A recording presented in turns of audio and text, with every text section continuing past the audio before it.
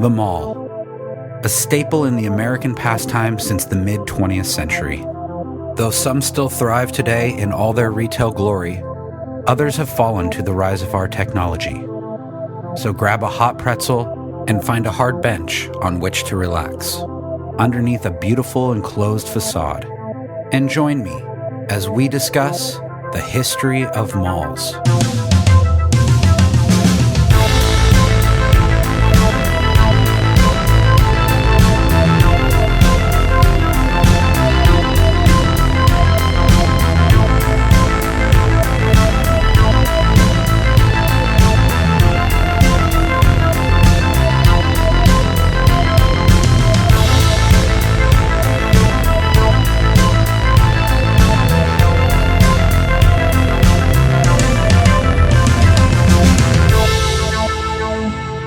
Hello, and welcome to this fresh new episode of the History of Malls. I'm your host, Sean.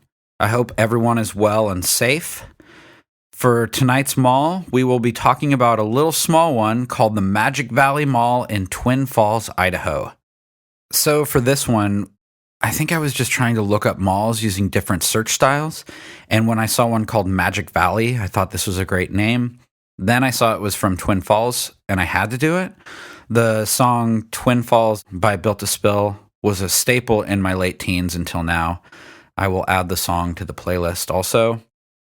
So the name Magic Valley actually comes from the area, and that puts some of the towns like Twin Falls and Jerome together. This area was really nothing before construction of some dams right at the beginning of the 20th century. Because of these dams, the farmland became magical, and that's roughly where the name came from. Now, the mall was just as magical on opening day on October 29th, 1986. It created 433 new jobs in the 41 stores that opened. That the mall will get 70 stores total. The mall is one story, roughly 400,000 square feet on 60 acres, and it was estimated to cost $32 to $40 million to build. I guess the public was not really getting a real solid number when it came to the cost. A weird way the paper described how big the mall was is that they said that you could fit 320 average-size homes in it. You also had a ton of trees and flowers inside the mall, like any 80s mall. The mall was anchored only by two stores on opening day, a store called Shopko, which I'd never heard of, and it's a discount department store, and JCPenney. The Bon Marché would come only a little bit later in 1987, and then in 88, they would get the fourth anchor of Sears. So the paper did the opening of this mall correct.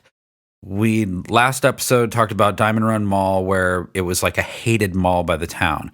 This one was different. When the Magic Valley Mall opened, the whole entire E section of their paper, the Times News, was all about the mall in some way. It was page after page. On the table of contents, it had stuff all about the opening. Then it had malls in American history, which is pretty awesome. The economic impact of the mall, a section about the anchors and the history of how it got to where it was today. And then there was, for many pages, article after article about the stores that were opening in the mall. They were really involved in this successful opening of the mall because the mall is still around today, so I call it a success. So for the opening ceremonies, they had a bunch of speakers, a ribbon cutting, and then a release of a ton of balloons. Approximately 500 people were there for this, and they got to enter the mall around 10:10 a.m. As you walked through the doors, customers were handed more balloons, buttons, keychains, all those trinkets that scream 80s. Like normal, you had a high school marching band. You also had Miss Twin Falls and Miss Idaho there. They interviewed the mall manager, which seems to be, like we've talked about, this was the highly sought single-man's job. And when they asked him about the opening, he said, quote, "I feel like a proud father with his new baby. And what a baby." I could just see a very 80s man. I can't even tell what age he is, but to say that quote is just odd. 2 days after the opening, You had Lewis from Sesame Street for a meet and greet, which is pretty awesome. And the day after that, at Shopko, you could get a picture taken with a Popples character. I don't know if anyone remembers Popples. My wife kept her Popples doll, and my kids will still play with it today. It was like the Tickle Me Elmo, or I don't even know what's the popular toy right now. But also for these opening ceremony days, you had the best of two worlds, a magician who was also a clown, but his name was Cecil Cesspool, which doesn't sound like I'm going to take my kids to go see Cecil Cesspool. There was no mimes, which I was sad, but there was the old-time fiddlers playing some fiddle music. And then you had something called Foobar D Robot. This completely intrigued me, so I looked it up. Foobar, which stands for Futuristic Uranium Bioatomic Robot. This robot put Pluggy and the Talking Christmas Tree to shame.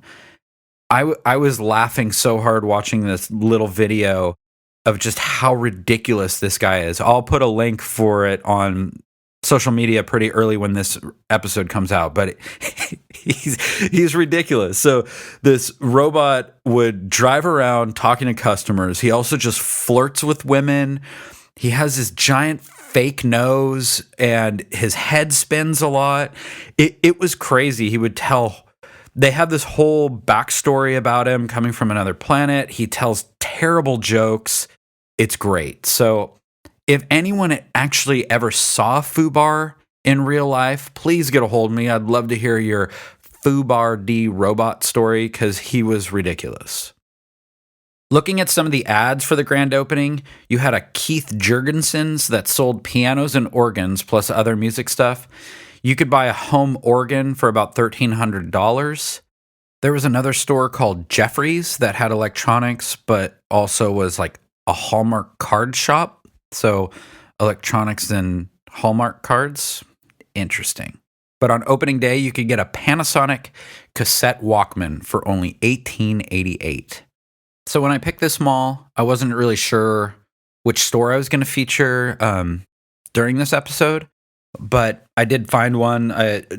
When I was looking at the opening week of the mall, an author named Robin Lee Hatcher was going to be at the mall talking and signing her new book, Passion's Gamble, which is considered a historical romance novel. That sounds absolutely horrifying. I wouldn't want to read romance. I'm not into romance novels, but when it's like historical, I don't know. I mean, it's probably not this, but when I first think of it, I think of like some love story during the bubonic plague where they're wearing those bird masks with potpourri covered in it. It sounds terrible. But she was doing a book signing, and she was doing it at the featured store for this episode, which is Walden Books. So if you remember in previous episodes, they had another rom-com wine and bread night at Walden Books. I guess it's just the rom-com romantic historical novel place. I'm guessing this is the place where my grandma got all her romance novels that were on a bookshelf in a wood-paneled room with a giant wicker chair that just smelled like books. So, Walden Books.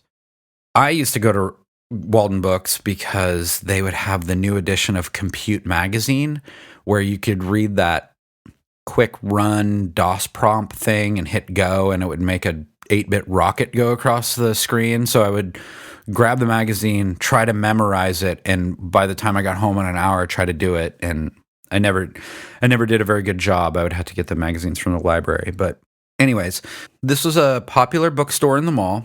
So from an article about Walden Books on opening day at Magic Valley Mall, they said they specialized in books, greeting cards, magazines, computer software, and audio-visual cassettes.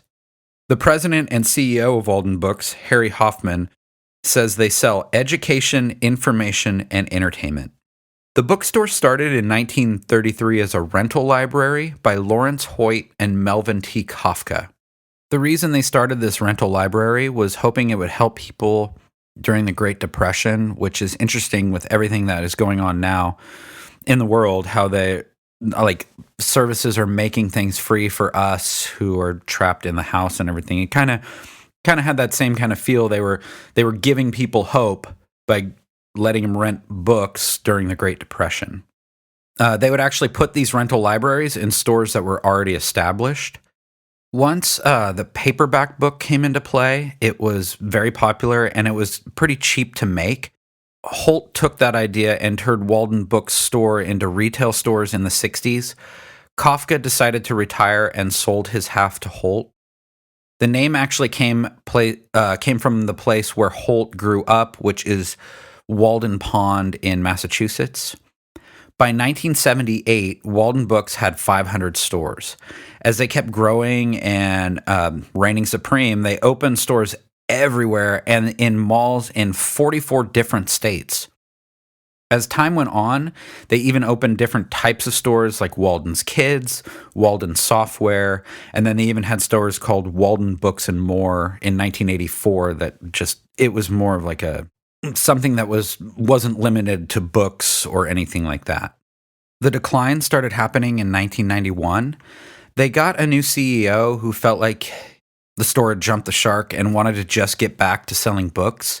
So at some point, Kmart had bought out Walden Books. Then Kmart bought Borders, which was another pretty big, rad bookstore.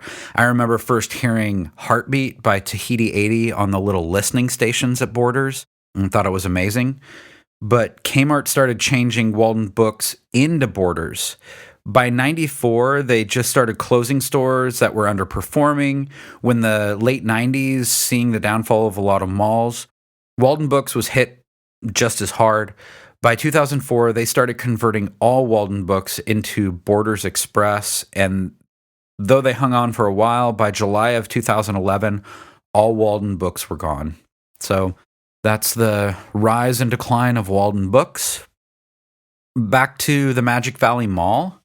If I find articles like this, I will always talk about them, but I found one in 87 called, quote, Mall Walkers Talk Exercise in Comfort. So this is the Magic Valley Mall's Mall Walkers program, and they would open the doors an hour before the mall opens, and it was sponsored by the mall and two other things, and they called it Walk for the Health of It. This program, you could actually sign up at the mall office, and every morning they would put your name card out at the food court. You could grab it and then record your laps. I think the coolest part of this one is that they track your miles, and you pick a city that is far away from the mall, and they'll make you a t-shirt. So it's a goal. You're making a goal of how long you can walk, but if you met your goal, you would get a t-shirt that said something like, I walked from Magic Valley Mall to Seattle. I would totally love that.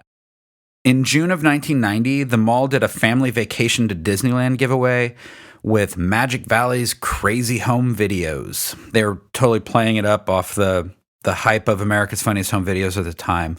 So you would submit a VHS tape that would become property of the mall. It must be 60 seconds or shorter, and the video would be shown at the mall one day. If you made it into the finals, they would show the video. The prizes, third place was a camcorder carrying case. Second place was a $100 Magic Valley Mall gift certificate. And first place was 4 days and 3 nights at Disneyland with a round-trip airfare included. That's pretty good. 1990, California Adventure wasn't open yet, so you only had Disneyland. Prices were still pretty low. I remember seeing a commercial, probably 94, when Indiana Jones came out, the Indiana Jones ride, and it was only like $34 a day to get into Disneyland. So it's nothing like today. But I mean, airfare, that's a pretty good trip. In 1992, they expanded the mall with a new anchor, which was Lamont's. This was somewhat short-lived and only lasted about 4 years. In its place on September 11th, 1998, was the Real Theater. This was a discount theater. A matinee cost $2.50 and evenings was $3. This opening week, the first movies that were there for you to see were City of Angels, Lethal Weapon 4, The Truman Show, The Mask of Zorro, Deep Impact, and Hope Floats. This theater would see ownership change, name changes, and it would get upgraded 2 more times. In 1995, they'd open a new strip mall on the outskirts, like out in the parking lot, which you see a lot in malls now. This had a Barnes & Noble, restaurants, and some other stuff. And as of right now, from their map on their website, the anchors are JCPenney, Hobby Lobby, Kohl's, and the movie theater. I think one of the anchors is empty where Shopko used to be, who announced that they closed in February of 2019. So this is the Magic Valley Mall. I like this mall. I like the stories and how it seemed like a good environment for a mall. That everyone was involved. It felt like, to make this mall a success. If you have a picture of the directory, I would love to see it. You could send it to me at Instagram, Twitter, or Facebook at History of Malls. You can also email me with a suggestion for a mall. That is historyofmalls@gmail.com. And for this episode tonight, we have a song by Glittaboi called Sunshine Bay. Thank you, and hope to hear from you soon.